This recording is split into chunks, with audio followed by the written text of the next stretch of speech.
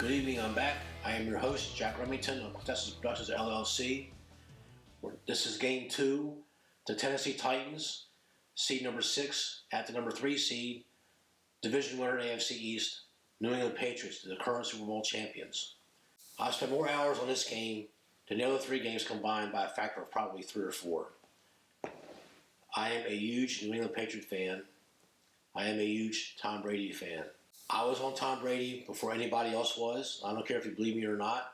I kept watching him win those regular season games when he came off the bench to take Drew Bledsoe's place. They started 0-2, and then they were home against the mighty Peyton Manning and the Indianapolis Colts, were the top seed and predicted to win it all. They were big underdogs that game as a home underdogs, and they just spanked them. And I saw something then in Tom Brady, especially in the second half. I saw something special out of that kid. And then week after week, they were having press conferences and they were saying, well, okay, Bledsoe's healthy now. When's he going to play again? And then Belichick was saying, Tom Brady's quarterback. Next question. And it started a controversy. It created a horrible, horrible quarterback controversy in the New England Patriots. They would corner Drew Bledsoe in a parking lot. And I remember this. I remember the videos. I wish I had them to show you. And they would stick the microphone in his face. Hey, what do you think about you not getting your job back? And Drew Bledsoe, to his credit, why I love Drew Bledsoe, he turned around and goes, I'm a Tom Brady fan. How can you say that? You don't get your job back. Hey, I want to win. And that guy's a winner, and I'm a Tom Brady fan. And I'm here to support him, and I'm going to help him prepare. They share the same rooms when they go on the road. That's what they do. They put the quarterbacks together, receivers together, the linemen together. But most of the time, your position is how you get your rooms in when you're traveling on the road. Long story short, people were flabbergasted. You mean you don't have no resentment against the young? No, he goes, the guy is a freaking winner. The team is responding to him. We've won all these games in a row, and I hope he stays. I mean, for Drew Bledsoe to get in front of reporters and say, I'm a Tom Brady fan like that spoke volumes about his character. To his credit, Tom Brady got hurt in a playoff game against the Pittsburgh Steelers. A guy tackled him low. That was a precursor to the things to come a couple years later when he got hit in the same shin spot when the Kansas City came into town. So Tom Brady, he just couldn't move his leg. He had to come out of the game. And they were down too. And Drew Bledsoe comes off the bench and wins that game for them, and then they're on route to the Super Bowl. So the backup quarterback is crucial, and Bill Belichick knows that. So I've been a New England fan for I don't know how long. It's hard to be a fan in this business. You can't be a fan of the team and objectively try to pick your games. I compartmentalize that. When it's time to put the pedal to the metal, I put that aside. Can I beat New England, or do I ride New England? It's like every team. Is this team going to do it for me for the point spread, or do I go against this team? And every handicapper does this. It's a process. That's what makes handicapping great. It's your wits against the handicappers, against the bookies, the casinos. Now remember, casinos don't make that many mistakes. Okay, but people keep saying, how they get so close handicapping a game? That's your false thinking. Their job is to balance the action. It's not their job to predict the games.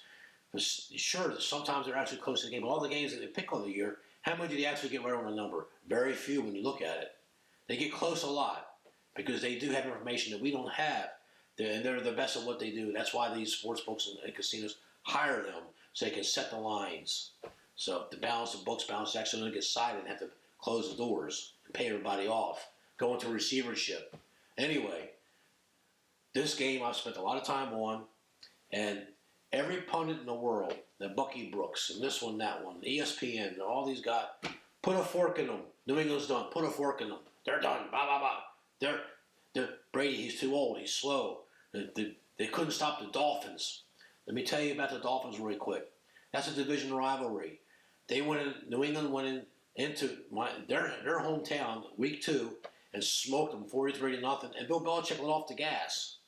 Okay, he could have run up to 70-0 if he wanted to. He didn't. Okay, one of his assistants, Brian Flores, worked for Bill Belichick for 5 years, 7 years, something like that. I remember watching that game. The Dolphins were dreadful. As a division rivalry, the Dolphins were 17-point underdogs in week 17, knock off the New England Patriots.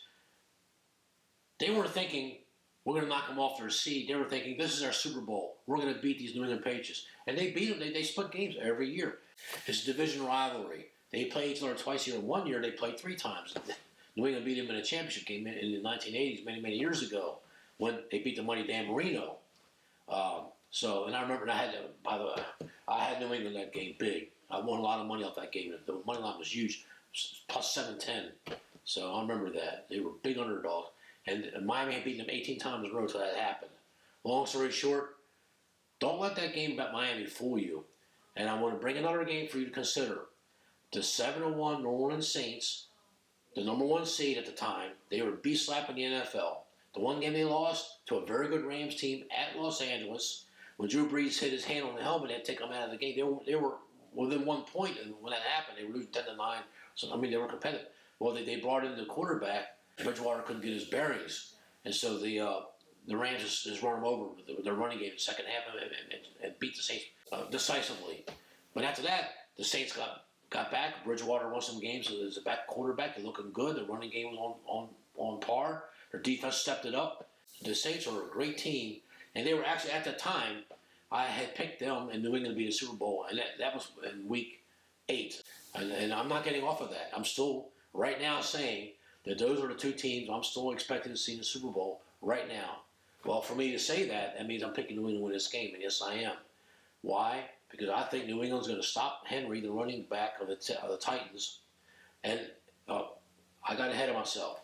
I have to redo some of this. Take that game with the Saints when they played the Atlanta Falcons. They're 1-7. They're going to fire Quinn. The team's mailed it in. They're looking horrible, getting stomped.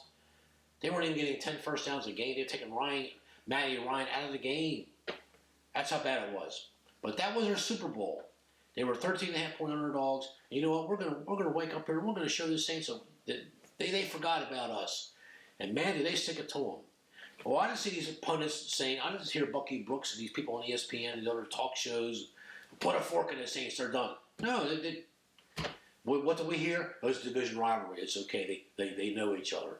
Now, I'm using that same game to tell you people, don't worry about the Miami Dolphins game. And I want to say this, and I hope I don't get in too much trouble for saying this. Bill Belichick doesn't want a week off anyway. How many times have you ever seen him rest Tom Brady when they clinched the AFC East in late October because they were beat 10-1. The other team, all 3 of the other team would win 2 or 3 games. They would clinch the AFC East. I mean, it was a given. The season's half over. Just give them the AFC East. No one's going to catch them. Did you ever see him rest Tom Brady with 6 games to go, like Green Bay did with Aaron Rodgers when they got beat by the Giants because Aaron Rodgers couldn't hit his receivers? His timing was off? No. Bill Belichick believes in keeping his players fresh and in that rhythm. I'll tell you what. Try this on your own sometime. Do sets of 25 push-ups for 6 months. Do 7-8 sets a day. Do 200 push-ups a day. Take 3 months off, and then try to go back to doing the push-ups. I did this last week, and it killed me. Okay? You got to keep your body in shape, and it's by activity. And football is very strenuous for those brief seconds they're engaged on that football field. Okay? Bill Belichick knows conditioning. People, they don't think conditioning. When they think conditioning in football, they think Jimmy Johnson, Saban of the Alabama Tide for college football. They think of those kind of coaches. But Bill Belichick, he's got it all down. And he doesn't believe in we. I mean, I know he goes to that press conference. Oh, I don't have much to say. We don't deserve to win today. Yeah. But and can you repeat the question? I mean, I watch every one of his press conferences to see if they should put a prop up on the Vegas casinos.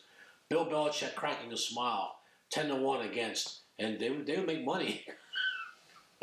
That'd be a good prop to put up there because he's so dull and so dry, and he's all. We're thinking about Cincinnati. We're thinking about Cincinnati. We're thinking about Tennessee. He goes, well, what do you think about? You got to play Buffalo? No, we don't care about Buffalo 2 weeks ago. This week we're thinking about Tennessee. I mean, that's Bill Belichick, and that's been very effective, and everybody who's following football knows that. So I'm here to tell you that secretly inside, and Bill Belichick came out and say this because it become an odds with him and the ownership, Mr. Kraft. Mr. Kraft might get a little angry with him, despite all his success. He would at least have words with them. And he can't come out and tell the world, I don't believe in a week off anyway. Yeah, I never like to buy. Some coaches have come out and said they don't like to buy week because the players do get rusty. They're at home, or they're not going to the gym, or they're overeating. Whatever the problem is, Okay, but when you got week to week to week to week, you stay in that fluid continuum physically. And I'm telling you, don't let this fool you that they lost that bye. They couldn't get the number 1 seed anyway. Baltimore has that. They're going to travel at some point anyway, and they know that. As long as Baltimore keeps winning. Now, having said that, let's say Baltimore gets knocked off. Okay, and then they were number 2 seed. They would get to host a home game. Well, and if it's Kansas City, they beat them in Kansas City last year anyway. They beat them twice last year in Kansas City. I don't think that's a big concern. So I'm here to tell you, when you get Tom Brady up on the podium, we got a lot of work to do. And I mean, they are good enough that they know what they have to do. I know Brady's 42. I know he doesn't look quite the same. And the biggest threat that you still have is Julian Edelman. He's been hurt. He fumbled the ball in one game. Don't let this fool you. Bill Belichick's going to come out smoking. Everybody's wrote New England off. The majority of the money is coming in on the Titans. Everybody's betting the Titans. And we'll put I forgot to say this in my Buffalo video. I'll say it now. A lot of money's coming on Buffalo Bills. A lot of money's coming on Tennessee Titans. The biggest money's coming on Seattle versus at Philadelphia. We'll talk about this game in the other video. But don't let that fool you. I'm a contrarian bettor.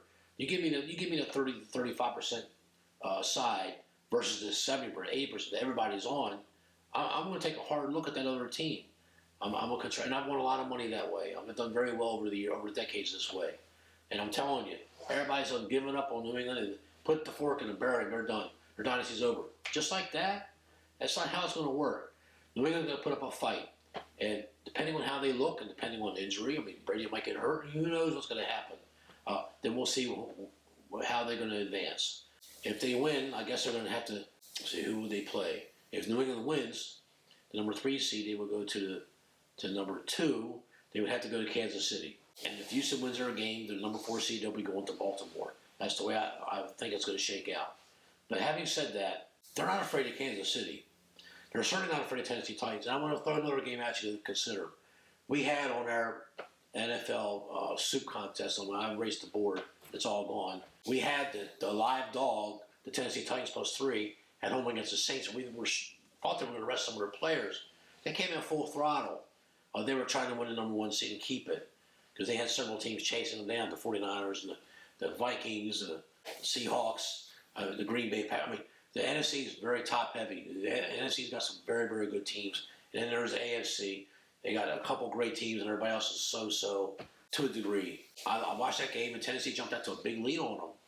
And they're looking good. They're running the ball down their throats. They're making New Orleans jump off sides. I mean, Tannehill's done a great job as quarterback for Tennessee Titans. Don't misunderstand me here. But let me throw this at you really quick before I'll go back to this game here. Tannehill is 0-5 at Gillette Stadium. He's never won a game there. He was with Miami all year. And even Bill Belichick conceded Tannehill. He said, I thought Tannehill played well in Miami. But Miami is a dumpster fire. Ownership to the general manager, to the rest of the team. You know, they're going to turn it around with Brian Flores. I mean, I'm telling you, Miami is an up-and-coming team.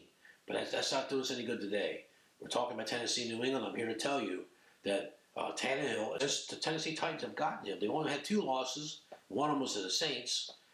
They beat Kansas City. The Titans are a good team. The Tennessee Titans are the only team in NFL history that's finished 9 wins and 7 losses 4 straight years. I tell you, Tennessee's got a good nucleus. How long that window stays open remains to be seen.